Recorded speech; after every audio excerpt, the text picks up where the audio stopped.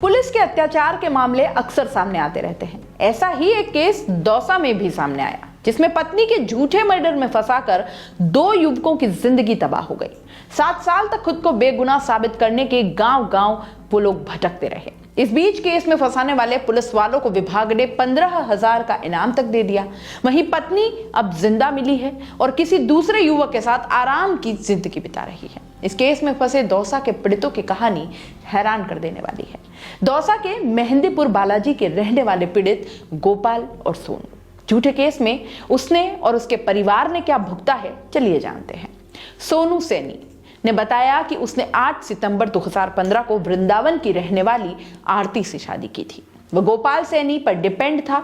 महिला 8 दिन बाद ही उसे छोड़ गई और उसने 2015 में ही दूसरी शादी भी कर ली।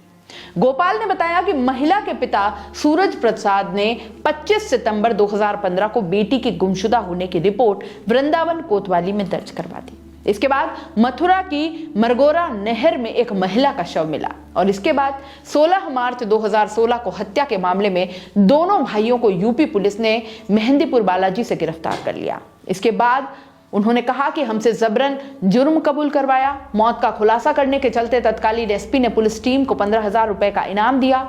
कोर्ट कचहरी के चक्कर काटते काटते पूरा परिवार कर्ज के बोझ तले दब गया। परिवार पर करीब 20 लाख रुपए का कर्ज हो गया, जिसे अभी तक वो चुका नहीं पाए हैं। गिरफ्तारी के करीब 9 महीने बाद दिसंबर 2016 को इलाहाबाद कोर्ट से जमानत मिलती है। वहीं सोनू को भी जुलाई 2017 में कोर्ट से जमानत मिली। गोपाल ने बताया कि मर्डर के झूठे मामले का दंश पूरे परिवार ने झेला है। जिस दिन गिरफ्तारी हुई उसके 14 दिन बाद ही मेरी शादी थी। लड़की वालों ने रिश्ता तोड़ दिया, महिला की हत्या करने का ठप्पा लग गया, समाज ने हमारे परिवार का बहिष्कार कर दिया। मेरी शादी तो टूटी, अब तक मेरे छोटे भाइयों की भी शादी नहीं हुई है। कोई भी हमारे परिवार में अब बेटी नहीं ब्याहना चाहता। गांव में आने के करीब 4 साल बाद साल 2021 में उन्हें आरती के जिंदा होने की जानकारी मिलती है। गांव के ही एक व्यक्ति ने उन्हें बताया कि आरती नाम की एक महिला उसके गांव में है जो करीब 4 साल से रह रही है। आरती जिंदा है तो कंफर्म करने के लिए लंबी प्लानिंग की गई। आरती के विशाला गांव में होने की सूचना थी। गोपाल ने बताया कि मैं और सोनू विशाला गांव ऊंट के खरीदार बनकर गए।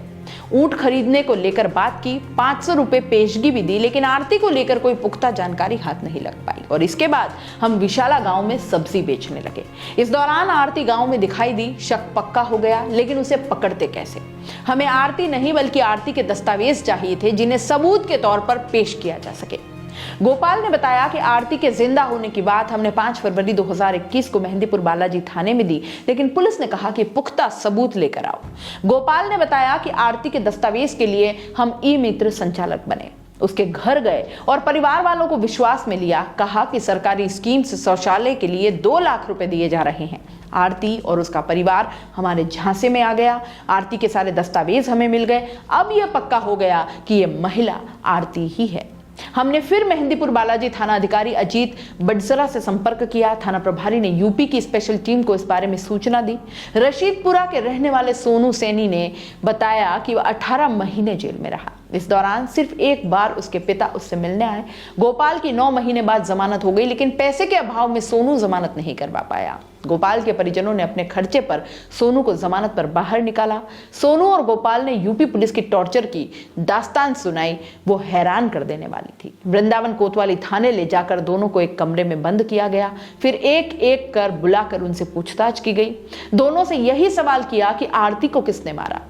हमने कहा कि हमने नहीं मारा तो दोनों को अलग अलग बैरकों में बंद कर दिया, बुरी तरह से पीटा, पैर में डंडे फंसाकर उल्टा लटकाया, प्लास से सोनू की 2 उंगलियों के नाखून तक उखाड़ लिए, गोपाल की उंगलियां मरोड़ दी। पुलिस के टॉर्चर और एनकाउंटर की धमकी से सोनू डर गया और उसने मर्डर करना कबूल कर लिया। पुलिस ने जहां कहा वहां उन्होंने साइन कर दिए। गोपाल ने भी पुलिस के डर से सोनू की हाँ में हाँ मिला दी और इसके बाद कोर्ट और फिर जेल भेज दिया गया। फिलहाल आरती को शनिवार को मेहंदीपुर थाना पुलिस ने विशाला गांव से डिटेन कर उत्तर प्रदेश से ISTF के हवाले कर दिया था। सोनू और गोपाल जमानत पर हैं। आरती के जिंदा मिलने के बाद भी अभी वे निर्दोष साबित नहीं हुए हैं।